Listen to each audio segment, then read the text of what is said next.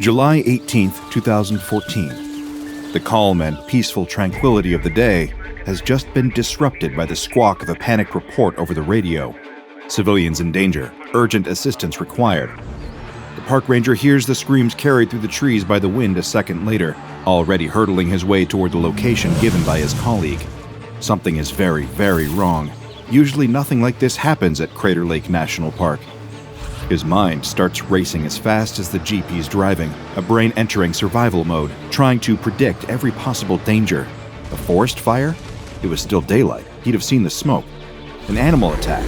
Maybe. Bears could sometimes be seen roaming about on the fringes of the park, but they typically kept away from humans, especially the more people were around.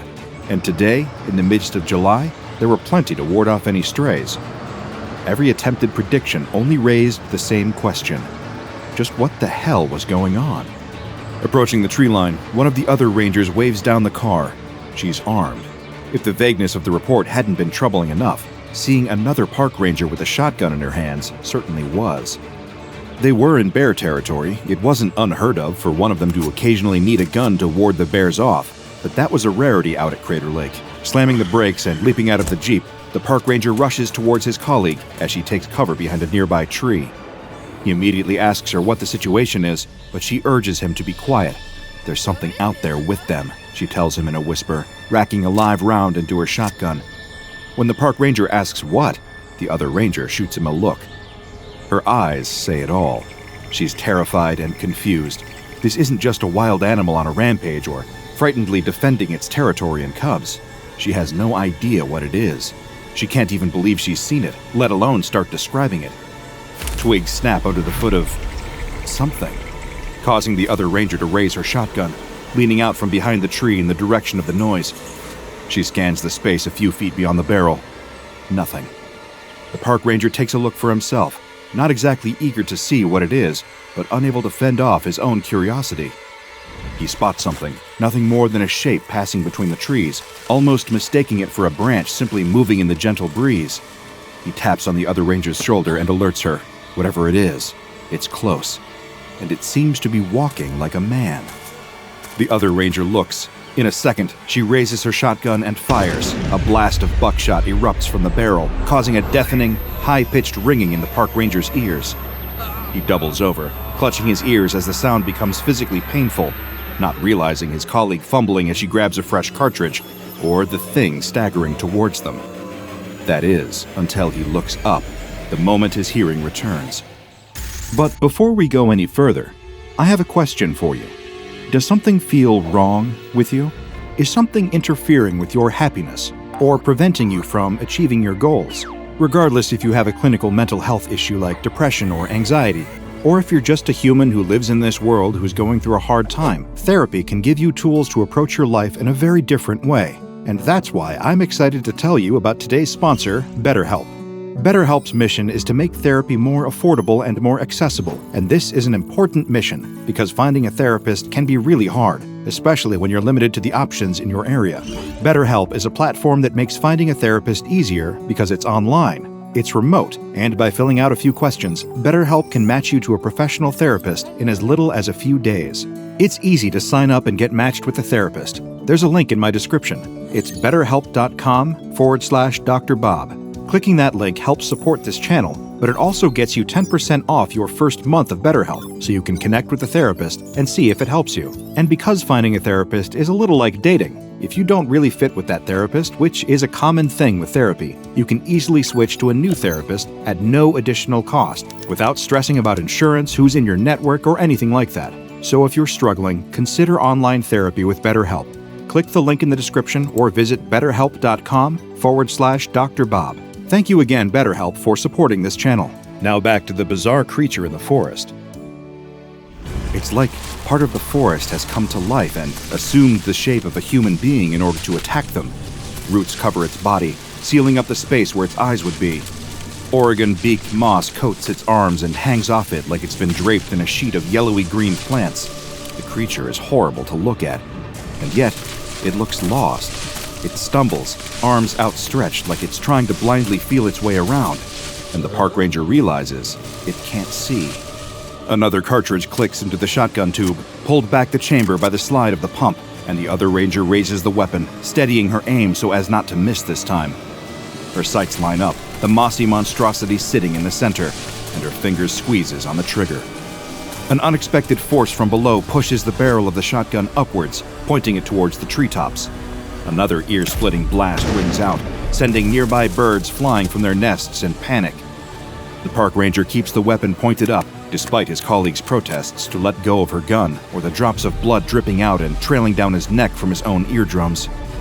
He glances over his shoulder as, whatever it is, flees in terror.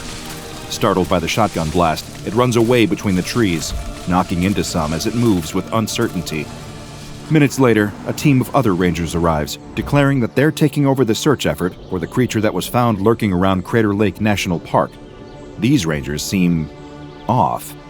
They look the part, in full uniforms and everything, but the park ranger can't place their faces. They somehow seem brand new, yet not one of them is fazed by the unusual situation. They seemed all the more interested in questioning all the hikers and families visiting the park who had seen the creature, as they were in actually finding it. It was almost as if they didn't want the word getting out. The park ranger decides he can't keep quiet any longer and raises a concern to the newcomers. He tells them that he doesn't think whatever is out there is some kind of monster. He thinks it's human. The new rangers thank him for his input, but insist that they'll take it from here. Little did he know, these weren't other park rangers. They were agents of the SCP Foundation. They have been embedded within the National Park's rangers to contain SCP-3310, an anomalous log floating in Crater Lake, said to contain a powerful deity named Yao, who can cause dangerous weather to erupt unless the log is left to float freely. Then the call comes in from SCP Foundation Command, reports of an entity attacking civilians. Since they happen to be nearby, in the same park no less, a handful of agents are sent in to investigate and, if possible, contain the creature. Before too long, the civilian witnesses, even the real park rangers who had tried to kill the entity, have all been interviewed, administered with memory-wiping amnestics, and subsequently released, as if nothing out of the ordinary has even happened. Putting boots to the ground, the search for the unidentified creature doesn't last long. Within 2 hours, the agents have found what they're looking for. Only, it's not a creature. It's a person. His name is Zach Herman. They find him cowering under an alcove near the edge of the lake, his moss-covered skin providing a near-perfect camouflage for him to blend in with his woodland surroundings. The only thing that gives him away is the sound of his frightened sobs. The Foundation agents aren't under orders to neutralize him on sight. Instead, they humanely subdue Zach Herman and arrange to have him taken to a nearby Foundation outpost for examination. SCP-3462, an anomalous humanoid entity known to inhabit a rundown Blockbuster video rental store in the nearby town of Bend, Oregon, with the area having been sealed off and constantly patrolled by Foundation personnel. So that seems like the best place to take Zach and figure out exactly what happened to him.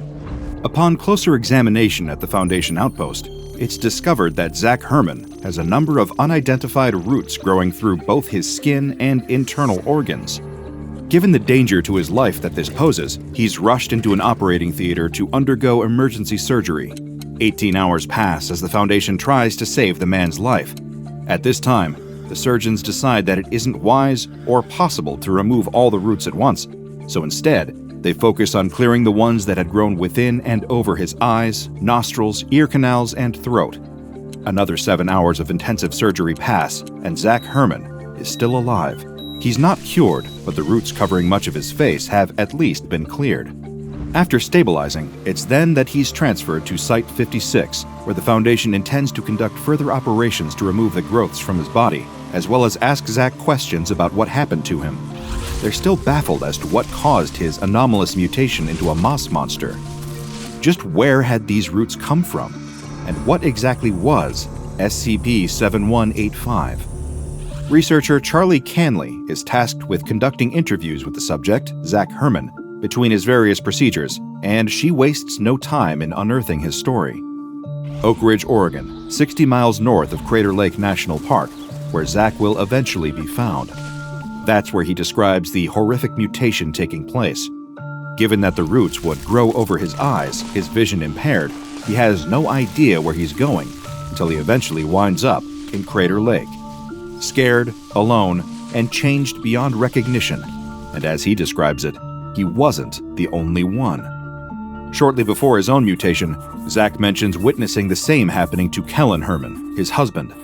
The couple, along with a group of several others, are in a small Oregon town reached by traveling to Hills Creek Lake, then following Hills Creek Road south until finding a road sign simply labeled Beard.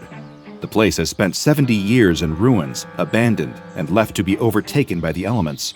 Most of the roads leading into the area are blocked off thanks to a landslide, leaving the town completely void of all human life. Until Zach and his friends arrive in Beard. There are 6 of them in total, including Zach, his husband Kellen, then Azrael, Mark, Angel, and Caleb.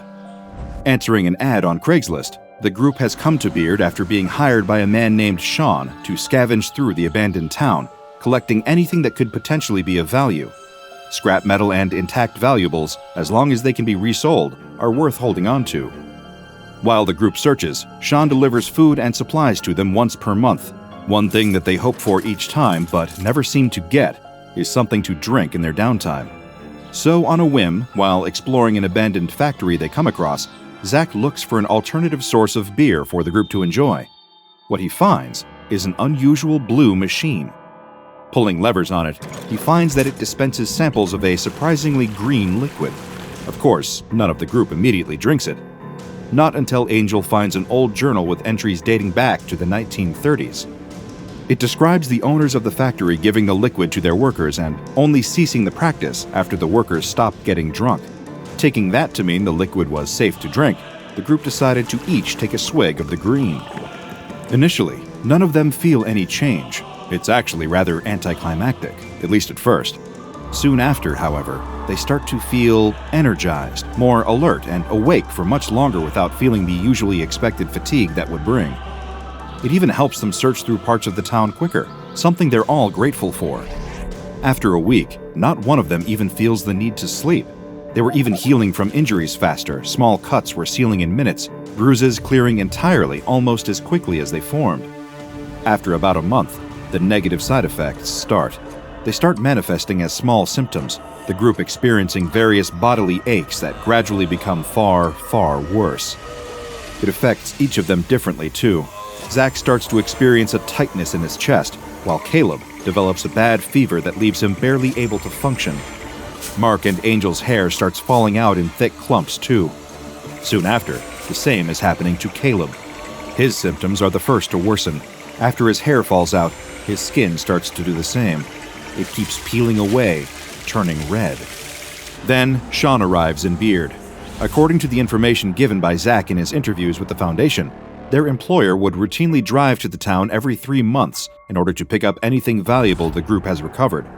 All of them suffering from the ill effects of whatever the liquid they'd all drank was. Those of the group that still had the strength to stand rushed to meet Sean and beg him to get them help.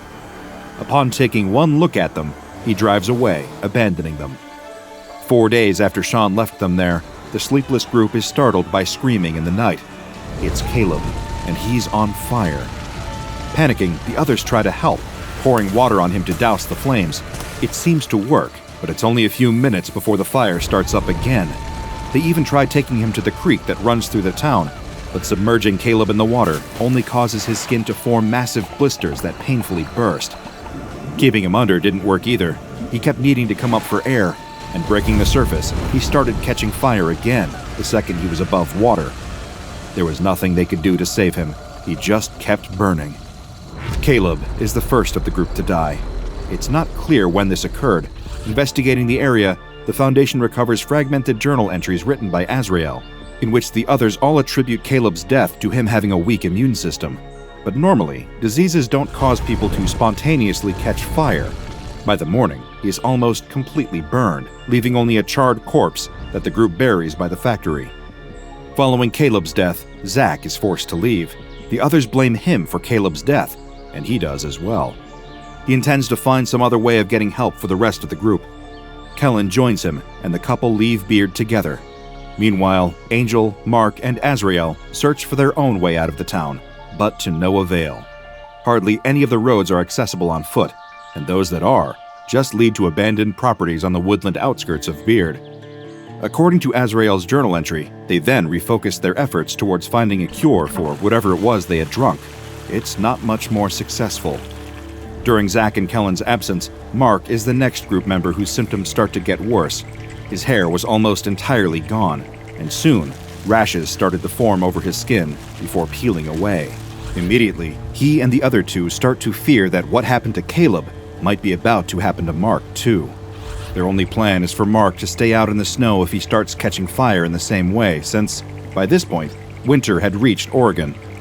But instead of a reoccurrence of Caleb's condition, Mark's skin begins repeatedly forming an unusual bluish-green substance, warm to the touch. It accumulates every few hours, and Angel and Azrael help him scrape it off before it ultimately returns. Within days, it's returning faster, too fast for them to clear it. So much of it forms that it starts dripping off Mark. Then Angel points out it seems to be candle wax, and the more of it, the hotter it gets. Shortly after, the substance burns out Mark's eyes. He's completely covered in scalding hot wax, with no way of removing it entirely. Eventually, he dies. Angel and Azrael can't move his body thanks to the wax, as more of it keeps forming, nor can they bury him yet thanks to a snowstorm outside. It's only a week later that Azrael thinks he sees the body moving. Mark is still alive. He's been lying in a pile of hot wax the entire time, his body still making more. Soon, he stops moving altogether. While all this is happening, Kellen and Zach are still trying to find help, but manage to wind up lost in the woods surrounding Beard. The numerous overlapping and confusing paths surrounding the town had meant one wrong turn sends both of them heading towards the woods, with only a few cans of food, a lighter, and a pocket knife between them. After a week, they pass a mountain that Zach assumes is the Diamond Peak volcano. Another week later, both he and Kellen are beginning to suffer their own severe symptoms from the liquid they consumed. Kellen is vomiting shards of metal and glass. Further metallic chunks were breaking through Kellen's skin as they grew within his body. At the same time, roots grow over Zach's eyes, preventing him from fully seeing just what is happening to his husband. They sit together in Kellen's dying moments, Zach feeling like he needs to be there for his partner, even though he can't see him or do anything to help him. A few hours after Kellen's breathing eventually stops, Zach walks through the woods until he hears the sound of cars, only to be found in Crater Lake National Park. Around the same time, Angel also dies. It takes him a whole week after his eyelids and fingernails fall out, followed by every layer of his skin. It would happen multiple times, thanks to the effects of the green liquid causing him to recover, also his skin could once again come off. At one point, Azrael, horrified by it all, sees his friend's face fall off. Still unable to find a way out of Beard, one of the remaining two survivors of the group also starts to change.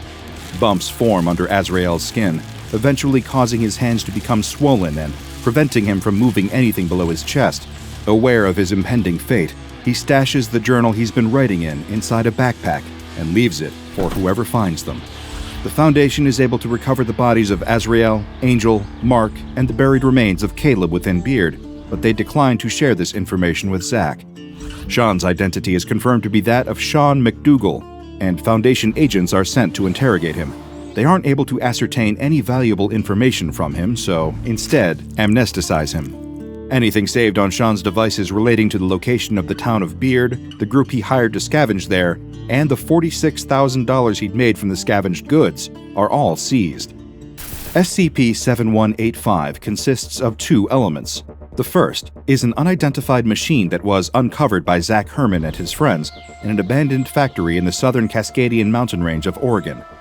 Despite not having any power sources connected to it, SCP-7185 seemingly functions without the need for electricity. It is instead operated via a series of levers connected to the main body of the device. Two are black and one is rusted over. Should both of the black levers be switched downwards and the rusty lever pulled, the machine will produce the second element of this anomaly, designated by the Foundation as SCP-7185-1, hereby alternatively known as the body horror juice. The alcoholic liquid byproduct of activating SCP-7185 is green in color and has a semi-viscous consistency. If this liquid is drunk at any point by a human being, then this person will undergo major bodily changes that tend to span a period of at least several weeks. Anyone ingesting SCP-7185-1 will suffer numerous mutations and deformations of their body, although exactly how they are altered varies depending on the person drinking the juice. SCP-7185-1 also negates the effects of any depressants, opiates, or other stimulants taken after ingestion, meaning there is no way to nullify the pain of these intense physical changes. On July 21, 2014, Zach Herman died due to complications during surgery. The Foundation surgeons had been making extensive efforts to clear the roots growing throughout his body as a result of Herman ingesting SCP-7185. They had made enough of a difference to allow him to participate in interviews with researcher Canley. However, during these exchanges, Zach mentions that he can still feel everything that is happening to him during the procedures. Every incision, every removal, every stitch. The same day, the body of Zach's husband, Kellen Herman, is also recovered. Check out the DrBob Patreon and become a junior researcher today. Now go and watch another entry from the files of DrBob, like SCP-420, Aggressive Skin Condition.